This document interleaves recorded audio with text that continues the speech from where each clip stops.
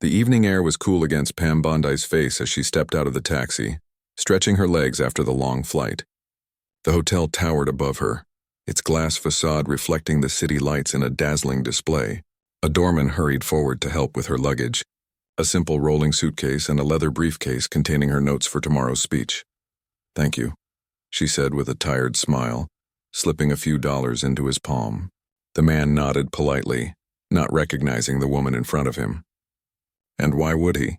In her travel clothes, worn jeans, a navy cardigan over a plain white t-shirt, her blonde hair pulled back in a simple ponytail, she looked nothing like the polished political figure whose face occasionally appeared on television screens across the nation. The lobby buzzed with activity despite the late hour. Men and women in expensive suits clustered in small groups, their voices creating a steady hum that bounced off the marble floors and high ceilings. Signs for the National Policy Conference stood on elegant easels, with schedules listing speakers and events over the next 3 days. Pam's name was there, listed as a keynote speaker for tomorrow afternoon, though nobody in the busy lobby seemed to notice the woman herself standing just a few feet away. Pam adjusted the strap of her briefcase and made her way toward the reception desk. Her back ached from sitting in the cramped airplane seat, and the thought of a hot shower and soft hotel bed was becoming more appealing by the second. She hadn't eaten since a small sandwich at the airport 5 hours ago, and exhaustion was beginning to cloud the edges of her vision. The line at the reception desk moved slowly. A balding businessman in front of her complained loudly into his phone about the room he'd been assigned. Behind her, a young couple whispered excitedly about the rooftop pool they'd seen online. Pam stifled a yawn, checking her watch. It was nearly 10 p.m. local time, which meant it felt like midnight to her travel-worn body. When she finally reached the front desk, the young man behind it didn't look up right away. His fingers flew across the keyboard and a small frown creased his forehead. His name tag read Tyler, and he couldn't have been more than 25. Probably working his way through college, Pam thought, remembering her own early jobs. "Good evening," she said warmly. "I have a reservation under Bondi." Tyler glanced up briefly, his eyes skimming over her casual attire before returning to his screen. "Bondi," he repeated, typing the name. "First name?" "Pam. Pamela." He nodded distractedly, his attention divided between his computer and a ringing phone nearby. "I'm sorry, but we're experiencing some delays with check-in for regular guests tonight. The hotel is hosting a major conference, and we've been instructed to prioritize VIP attendees and speakers." A flash of amusement crossed Pam's tired face, but Tyler didn't notice. She'd been in public service long enough to experience both sides of the VIP treatment, sometimes receiving it, sometimes watching others receive it. It never ceased to surprise her how appearances could so easily determine how people were treated. "I understand," she said. "How long do you think the wait will be?" Tyler shrugged, still not really looking at her. "It's hard to say. Could be an hour or two. We have to make sure all the conference speakers and government officials are settled first." He gestured toward the hotel bar and cafe area. "You're welcome to wait there. I can take your phone number and call you when we're ready to process your check-in." Pam nodded, fighting back another yawn. "That would be fine. Thank you." She gave him her number and turned away from the desk, noticing a few curious glances from people nearby who had overheard the conversation. Nobody seemed to recognize her, though, and that was just as well. She wasn't in the mood for the sudden shift in behavior that typically occurred when people realized who she was. The hotel cafe was busy, but not packed. Pam found an empty table in the corner and settled into the comfortable armchair with a sigh of relief. A server approached almost immediately, a young woman with bright eyes and a genuine smile. "Can I get you something to drink?" she asked, handing Pam a menu. "Just a chamomile tea, please, and maybe something light to eat." Pam scanned the menu quickly. The fruit and cheese plate would be perfect. As the server walked away, Pam took a moment to observe her surroundings. The cafe was tastefully decorated with soft lighting and modern artwork on the walls. At a nearby table, 3 men in expensive suits were engaged in an animated discussion about polling numbers and campaign strategies. Pam listened with half an ear, recognizing the jargon of her professional world but feeling pleasantly detached from it for the moment. Her tea arrived, steaming and fragrant, along with a beautifully arranged plate of fruits, cheeses, and crackers. Pam thanked the server and took a grateful sip of the hot drink, feeling some of her tension begin to melt away. The first bite of sharp cheddar and crisp apple revived her senses somewhat, and she realized she had been hungrier than she thought. Through the cafe's wide windows, she could see more guests arriving, their expensive luggage whisked away by attentive staff. A black SUV with tinted windows pulled up, and a small flurry of activity ensued as someone obviously important emerged. Pam couldn't see who it was from her vantage point, but she watched with mild interest as the newcomer was immediately escorted to the front desk, where Tyler and now 2 other staff members stood at attention. "The VIP treatment," she murmured to herself, smiling slightly as she took another sip of tea. There had been times when she'd been the one stepping out of the black SUV, surrounded by aides and security personnel.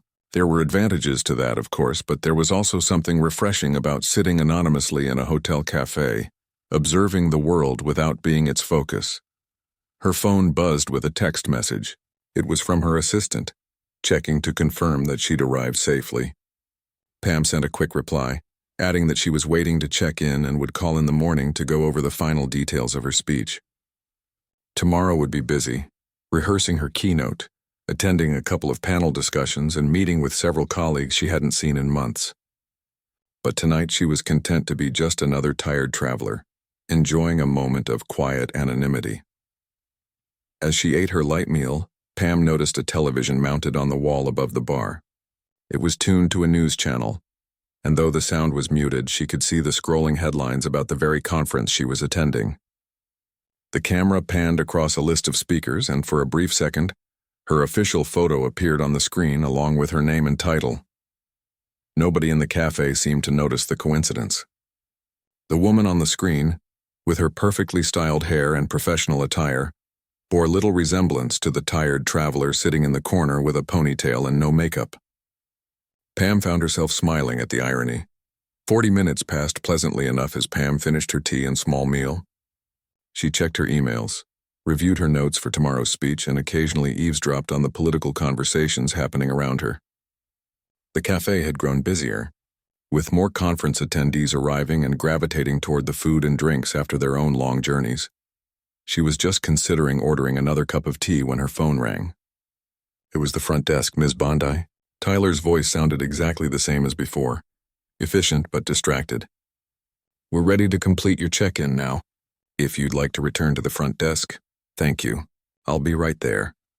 Pam gathered her belongings, left a generous tip on the table, and made her way back to the reception area. The lobby was even more crowded now. A group of photographers had set up near the entrance, apparently waiting for someone notable to arrive. Staff members hurried about with increased urgency, and the overall noise level had risen considerably. Pam navigated through the throng, occasionally bumping shoulders with people too engrossed in their conversations to notice her. Tyler was still at the desk when she arrived, though now he had been joined by an older woman with a manager's badge. Both were focused on their computer screens, processing the steady stream of new arrivals. Pam waited patiently for someone to notice her. "Next, please," Tyler called without looking up. Pam stepped forward. "Hello again. I received a call that my room is ready. The name is Bondi." "Right, Ms. Bondi," Tyler said, typing the name into his computer. "Just give me one moment to pull up your reservation." His fingers paused on the keyboard. For the first time since her arrival, he looked at her. Really looked at her. And Pam could see the moment of recognition dawning in his eyes. His gaze flicked to the conference schedule on his desk, then back to her face. "Ms. Bondi," he repeated, his voice slightly higher than before. I didn't realize," Pam offered a kind smile. "No reason you should have. I'm a bit of a mess after that flight." The manager beside Tyler had now noticed the exchange and was looking between them with curiosity. Tomorrow would bring recognition, handshakes, and the formal interactions of her public life. But tonight, standing at the reception desk in her travel clothes, Pam Bondi was simply a tired guest looking forward to a good night's sleep before the storm of activity that awaited her in the morning. Tyler's expression had shifted from boredom to uncertainty. His eyes darted between Pam and his computer screen where her full reservation details were now displayed. The manager beside him, a woman in her 50s with a sleek bob and a name tag reading Patricia, noticed his sudden change in demeanor. "Is there a problem?" Patricia asked, leaning over to look at his screen. "No, not at all," Tyler said quickly. It's just... He lowered his voice, but Pam could still hear him clearly. This guest is listed as a VIP. She's one of the keynote speakers for tomorrow. Patricia's eyes widened slightly as she looked at Pam, taking in her casual travel clothes and tired appearance. Unlike Tyler, she masked her surprise quickly, years of hospitality experience kicking in. Ms. Bondi, Patricia said, stepping forward with a professional smile. I'm Patricia Moore, the evening manager. We're so pleased to have you with us for the conference. Pam nodded politely. Thank you. I'm just looking forward to getting to my room if that's possible now. Patricia's smile faltered for just a moment. Of course. Tyler was just about to process your check-in, weren't you, Tyler? But Tyler was frowning at his computer screen. That's strange, he muttered. Your reservation shows you should be in one of our executive suites, but it's not showing as ready. He typed something else, his frown deepening. It looks like there might have been a mix-up with room assignments. Patricia leaned over to look at the screen again, her professional composure cracking slightly. Let me see that, she said, gently moving Tyler aside. Her fingers flew across the keyboard as she navigated through the hotel system. Pam shifted her weight from one foot to the other, fatigue weighing heavily on her shoulders. Around them, the lobby continued to buzz with activity. A group of well-dressed men and women passed by, laughing loudly about something. One of them, a tall man in an expensive suit, glanced curiously in Pam's direction but continued on without recognition. I apologize for the confusion, Ms. Bondi, Patricia said after a moment. It appears there was indeed a mix-up. The suite reserved for you was mistakenly assigned to another guest earlier this evening. Pam sighed. Is there another room available?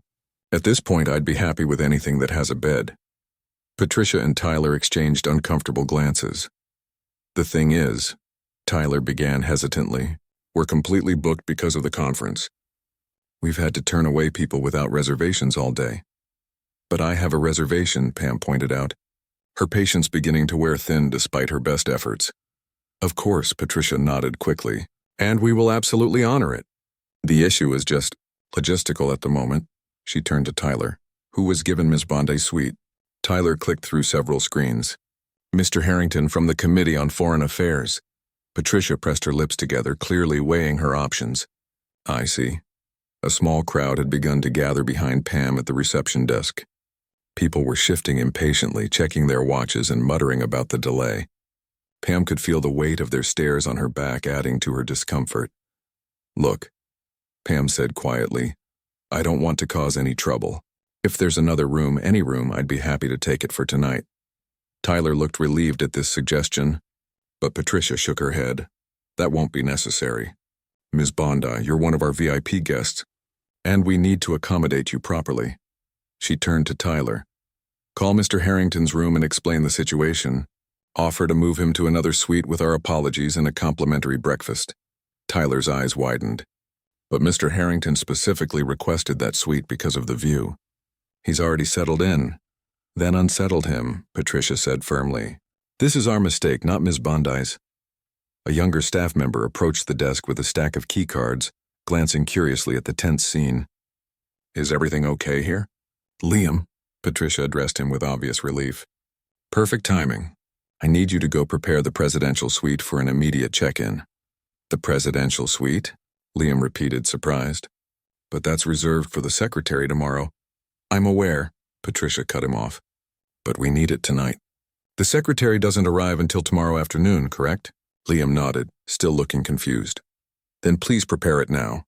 Ms. Bondi will be using it tonight, and will move her belongings to her original suite tomorrow morning before the secretary arrives. Pam started to protest. That's really not necessary. It absolutely is, Patricia insisted.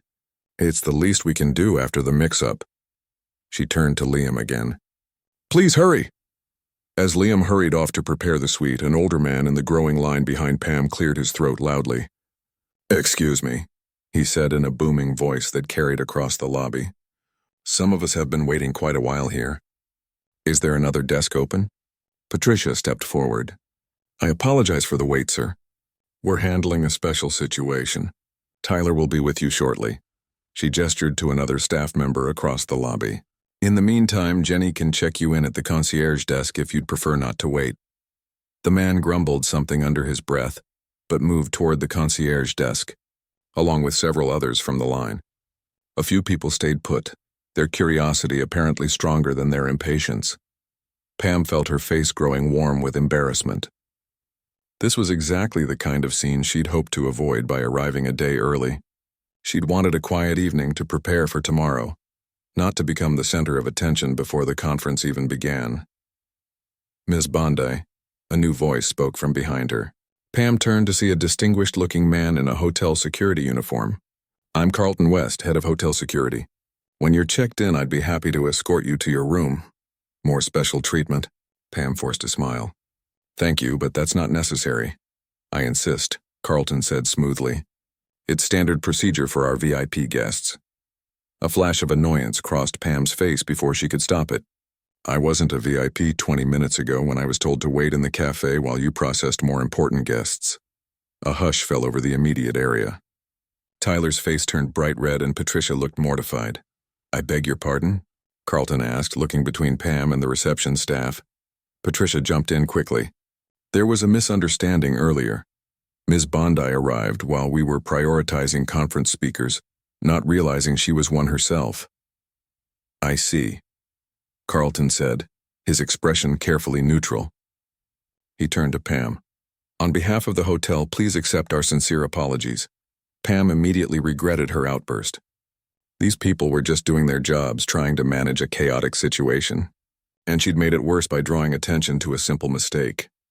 "It's really not a big deal," she said, softening her tone. "I understand how busy you all are with the conference." A young woman standing nearby whispered something to her companion, who then looked at Pam with new interest. A phone camera discreetly rose in their direction. Great, Pam thought. Social media would have the story before she even made it to her room.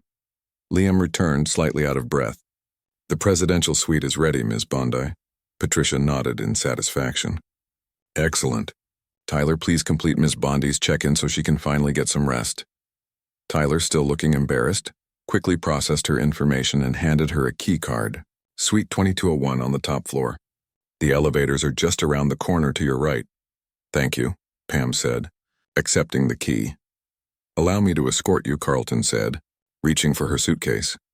Too tired to argue further, Pam nodded her assent. As they walked toward the elevators, she could feel eyes following them across the lobby. The whispering had already begun. Who was she? Why the special treatment? Why had there been such confusion? In the elevator, Carlton pressed the button for the 22nd floor. "Again, Ms. Bondi, I want to apologize for your experience this evening. It's not how we typically treat our distinguished guests." Pam leaned against the elevator wall, suddenly feeling every hour of her long day. "Please, it's fine.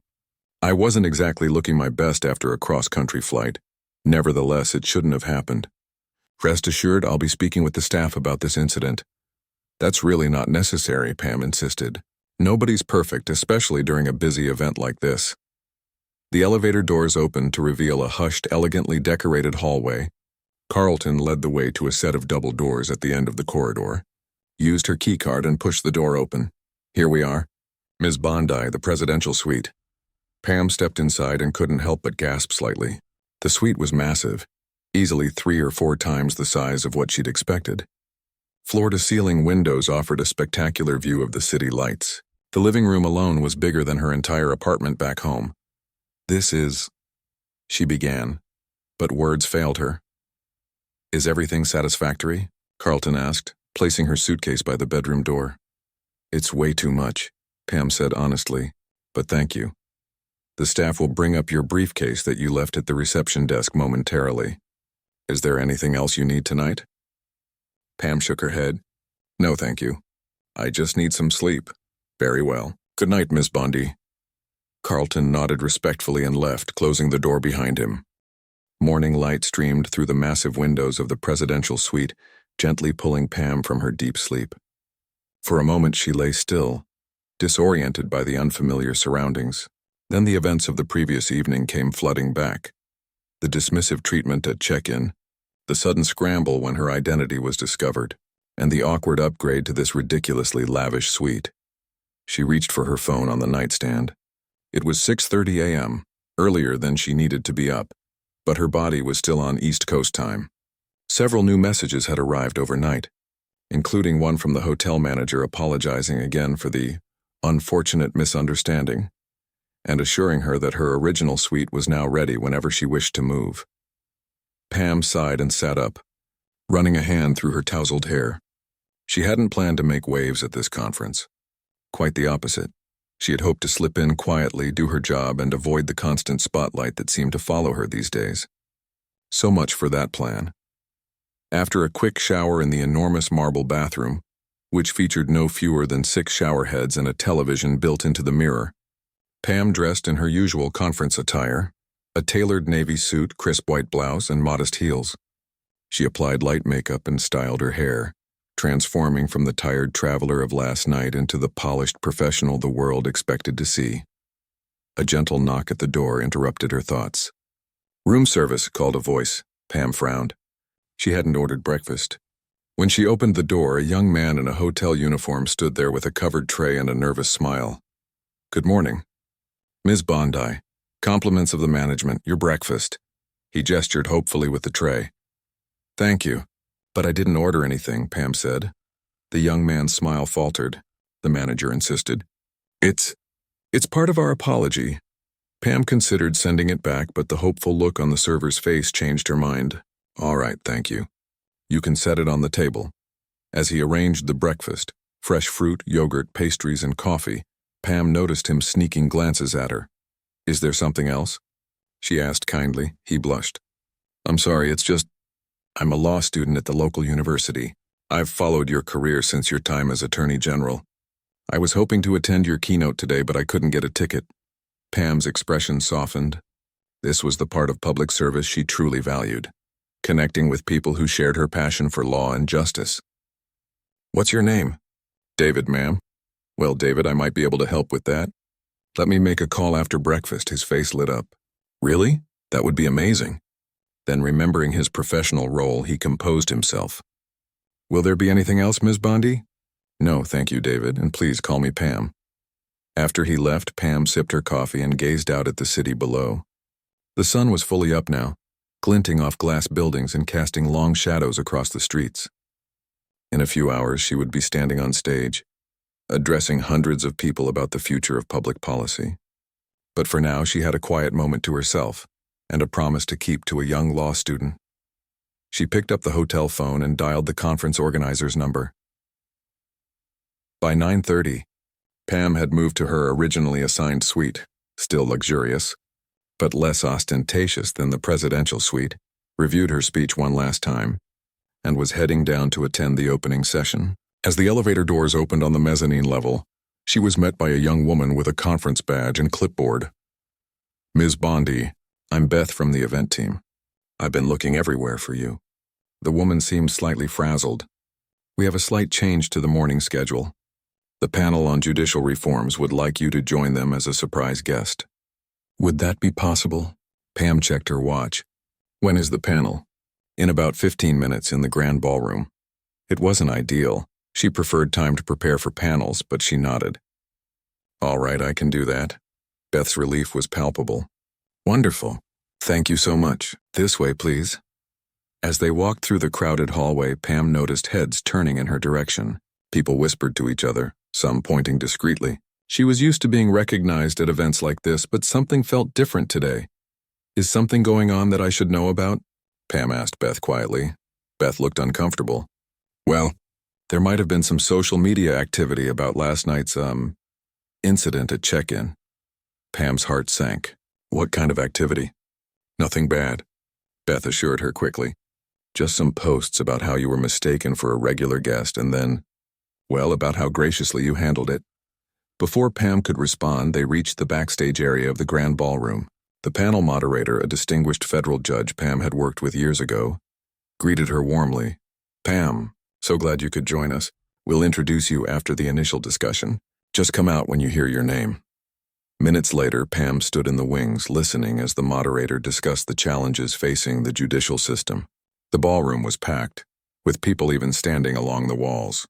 She took a deep breath, reviewing key points in her mind. "And now," the moderator's voice rang out, "I'm delighted to welcome a surprise guest to our panel. She's a former state attorney general, a dedicated public servant and someone who knows firsthand that appearances can be deceiving. Please welcome Pamela Bondi. The audience erupted in applause, far more enthusiastic than Pam expected for a morning panel. As she walked onto the stage, she was startled to see people rising to their feet. A standing ovation? For a panel appearance? Something was definitely unusual. As she took her seat, the moderator leaned over. I hope you don't mind the introduction. Your hotel check-in story has gone viral in conference circles. Everyone's talking about it. Pam managed a smile, though her stomach tightened. So much for flying under the radar.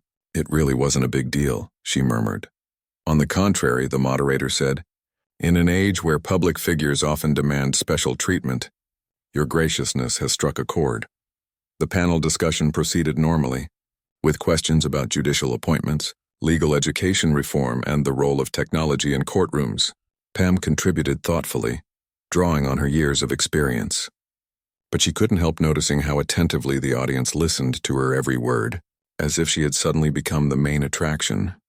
When the panel ended, a crowd formed around her, hands outstretched with business cards, conference programs for signing, and phones for selfies. Among them was Tyler from the reception desk, looking simultaneously terrified and hopeful.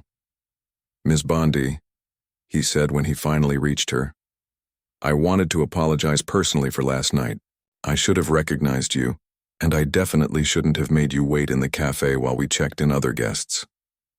Put on the spot with dozens of people watching, Pam had a choice to make. She could brush off the apology and move on, or she could use this as a teaching moment, not just for Tyler, but for everyone listening. She chose the latter. There's nothing to apologize for. Tyler, she said loudly enough for those nearby to hear, you were doing your job, processing guests in the order you were told to. And honestly, she smiled. It was refreshing to be treated like a normal person for once. A ripple of surprise went through the crowd. But I was rude, Tyler insisted. I didn't even look at you properly. That's between you and all your guests, not just me, Pam replied gently.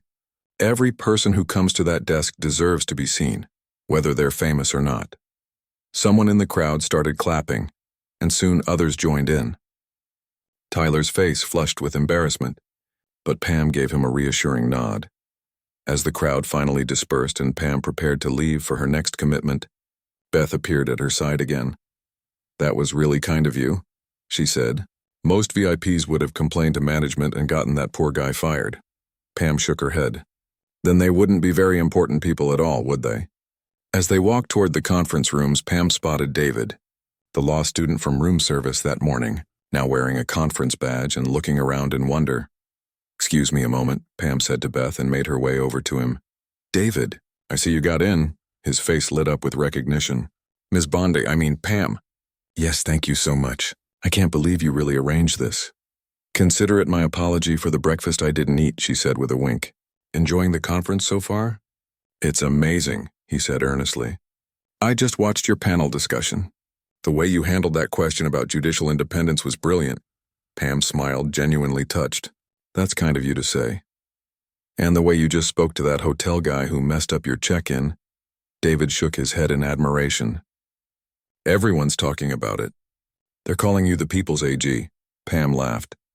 Well, that's certainly a new one. She checked her watch. I have to run to a meeting, but enjoy the rest of the conference, David, and good luck with law school. As she walked away, Pam reflected on the unexpected turn this conference had taken. What had begun as an embarrassing mix-up had somehow transformed into a defining moment, reminding everyone, including herself, about the values that had drawn her to public service in the first place. Her keynote speech was still hours away, but somehow she suspected she already knew exactly what she needed to say. The afternoon sun cast long shadows across the hotel lobby as Pam made her way back from a series of roundtable discussions. Her feet ached from standing for hours, and her voice had grown slightly hoarse from answering endless questions. Still, a sense of satisfaction warmed her chest. The policy debates had been substantive, exactly the kind of meaningful dialogue she valued most about these conferences. As she crossed the marble floor toward the elevators, Pam noticed something odd. The hotel staff, who had barely glanced at her yesterday evening, now seemed hyper-aware of her presence. The front desk attendants straightened their posture as she passed. A maintenance worker stopped polishing brass fixtures to offer a respectful nod. Even the guests seemed to recognize her now, some nudging their companions and whispering behind cupped hands. "Ms. Bondi," a familiar voice called out. Pam turned to see Patricia, the evening manager from the previous night, hurrying toward her. Today Patricia wore a different suit and seemed even more polished than before, as if she had taken extra care with her appearance. "I'm so glad I caught you," Patricia said, slightly out of breath. "Do you have a moment?" Pam checked her watch. She had about an hour before her keynote speech, enough time to freshen up and review her notes one last time. "A brief one," she replied with a smile. Patricia gestured toward a quiet corner of the lobby where plush armchairs created a small oasis of privacy. Once seated, she folded her hands in her lap, her expression earnest. "I wanted to personally apologize again for the confusion last night," Patricia began. "But more than that, I wanted to thank you." Pam raised her eyebrows, surprised. "Thank me? For what?" "For how you handled the situation with Tyler this morning." Patricia's professional demeanor softened slightly. "You had every right to complain about his behavior. Many of our VIP guests would have demanded he be fired on the spot." Pam shook her head. "That wouldn't have solved anything. Tyler made an honest mistake." "That's precisely my point," Patricia said. "Your response?" "Well, it's had quite an effect on our staff. Tyler told everyone how kindly you spoke to him, even after he'd been dismissive toward you." She paused, choosing her words carefully. "It's created quite a buzz, not just among the hotel employees, but with the conference attendees, too." Pam shifted uncomfortably in her seat. "I was hoping that would all blow over by now." Patricia smiled. "I'm afraid it's only grown. There's a reason hotel staff have been watching you so closely today." She lowered her voice. "They've been taking pictures with their phones whenever they think you won't notice." "Pictures?" Pam frowned. "Why would they?" "For social media," Patricia explained. "Not in a bad way. They're calling you the real VIP and sharing stories about your graciousness. It spread to some of the conference hashtags, too." Pam sighed. This was exactly the kind of attention she hadn't wanted. She'd come here to discuss policy initiatives, not to become a trending topic. "I understand this might be unwelcome news," Patricia said, reading her expression. "I can speak to the staff about respecting your privacy." "No, that won't be necessary," Pam replied after a moment. "No harm done. I just hope it doesn't overshadow the actual work of the conference." Patricia's phone buzzed. She glanced at it briefly, then looked up with an apologetic expression. "I should let you go. You must have preparations for your keynote." She hesitated. "By the way, I've heard the ballroom is already filling up. They've had to bring in extra chairs." Pam nodded, trying not to let her surprise show. Extra chairs? Her keynotes usually drew decent crowds, but nothing requiring additional seating. Was this connected to the social media buzz? As she rode the elevator to her floor, Pam pondered the strange turn of events. One small interaction, being mistaken for an ordinary person, had somehow captured more attention than her years of public service. There was probably a lesson in that somewhere. Back in her suite, Pam kicked off her shoes and sank onto the couch with a grateful sigh. She had just closed her eyes when her phone rang. "Hello? Pam, it's Joe from conference planning." The voice sounded tense. "We've got a situation with your keynote." Pam sat up straight, suddenly alert. "What kind of situation?" "The good kind, technically. We've got an overflow crowd. The main ballroom is at capacity and people are still trying to get in. We're setting up a video feed to the secondary ballroom, but I wanted to give you a heads up. It's going to be a bigger audience than we anticipated." "I see," Pam said, though she didn't really. Why the sudden interest in her speech on regulatory reform? "Thanks for letting me know, Joe." After hanging up, Pam walked to the window, gazing out at the city skyline as she collected her thoughts. Her keynote was solid but standard, the kind of policy address she'd delivered dozens of times before. Would it meet the expectations of this unexpectedly large audience? A knock at her door interrupted her thoughts. When she opened it, she found Carlton, the security chief from the previous night, looking official in his uniform. "Ms. Bondi, I'm here to escort you to the holding area for your keynote. The conference organizers requested enhanced security given the, increased interest in your appearance." "Enhanced security?" Pam repeated, bemused. "For a policy speech?" Carlton's professional expression cracked slightly, revealing a hint of a smile. "Things have gotten a bit unusual since this morning. Your interaction with Tyler has become something of a phenomenon among the conference attendees. So I've heard, Pam said dryly, though I still don't understand why. As they walked toward the service elevator, a security precaution to avoid the crowded main lobbies, Carlton offered his perspective. If I may, Ms. Bondi, people are hungry for authenticity, especially from public figures. What happened last night and how you handled it this morning, it cut through all the usual political theater. It was real. Pam considered his words as they descended to the conference level. The service corridors were quiet compared to the busy main hallways, offering a moment of peace before what promised to be an intense event. They reached a small waiting room adjacent to the main ballroom. Through the door, Pam could hear the murmur of a crowd much larger than she had anticipated. Joe from conference planning was waiting, looking simultaneously stressed and excited. There you are. We're running 10 minutes behind schedule because of the seating adjustments, but that's fine. We've added a brief introduction to acknowledge, well, the elephant in the room. He handed her a bottle of water. How are you feeling? A bit overwhelmed, to be honest, Pam admitted. I wasn't expecting quite this much attention. Joe nodded sympathetically. Social media has a way of amplifying things. But listen, this is a good opportunity. People are really listening today. Through the door, Pam heard the conference chair begin speaking, and it's my pleasure to introduce our keynote speaker, someone whose actions over the past 24 hours have reminded us all what true leadership looks like. Pam took a deep breath. This wasn't what she had prepared for, but she'd faced unexpected challenges before. As the introduction continued, she made a split-second decision to adjust her planned speech. The policy points would remain, but perhaps there was a more personal framework that would resonate with this particular audience.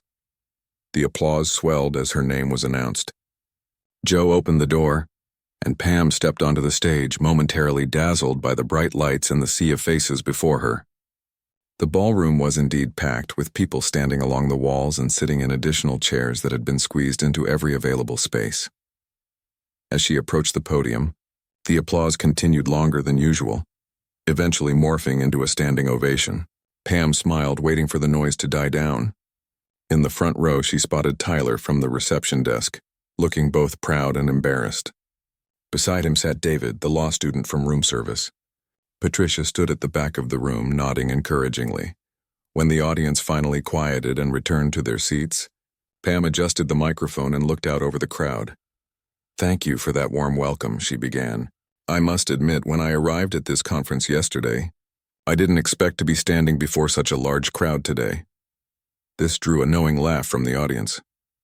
I came here to talk about regulatory reform and the challenges facing our legal system, and we will definitely get to that. She paused, making eye contact with various audience members. But first, I'd like to talk about something that happened when I checked into this hotel last night. A ripple of excitement moved through the crowd. Phones appeared in hands, ready to capture her words. It wasn't a big deal, really. I was tired from traveling, dressed in jeans and a ponytail, and I wasn't recognized as someone important. She made air quotes around the word. And that's perfectly fine. In fact, it was refreshing. She stepped away from the podium, choosing a more conversational approach. You see, in our world of instant recognition and carefully curated public images, we sometimes forget what it's like to be treated as just another face in the crowd. But here's the truth. How we treat people when we don't know who they are says far more about our character than how we treat those we recognize as important.